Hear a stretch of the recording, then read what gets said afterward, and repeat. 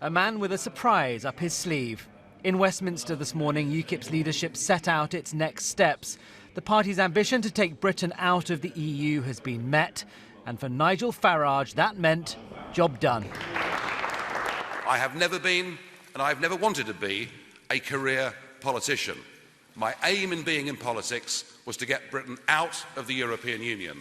That is what we voted for in that referendum 2 weeks ago.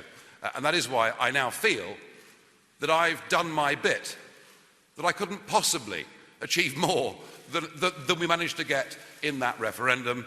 And so I feel it's right that I should now stand aside as leader of UKIP. UKIP has been his life for over 2 decades, but today Nigel Farage looked relieved the job of leading it would soon fall to someone else. During the referendum campaign, I said, I want my country back. And what I'm saying today is I want my life back. And it begins right now. Thank you. Today, Nigel Farage insisted Britain's vote to leave the EU would not have happened without him and his party. And there is truth in that. UKIP put an EU referendum on the agenda and mobilised the vote.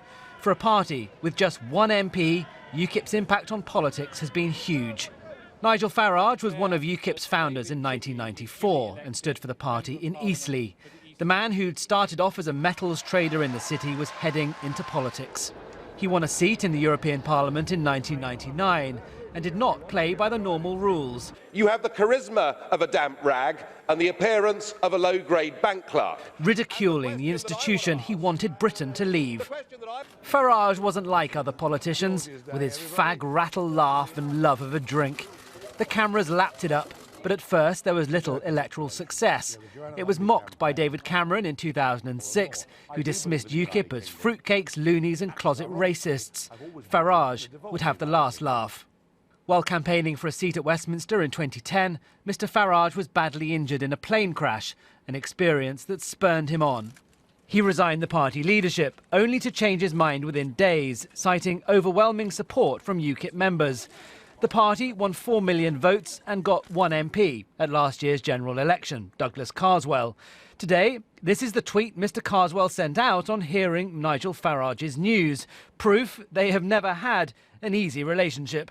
For 20 years, he ploughed a lonely furrow and he helped ensure that we got the referendum. But clearly there are differences of opinion between him and me as to how we should best win the referendum.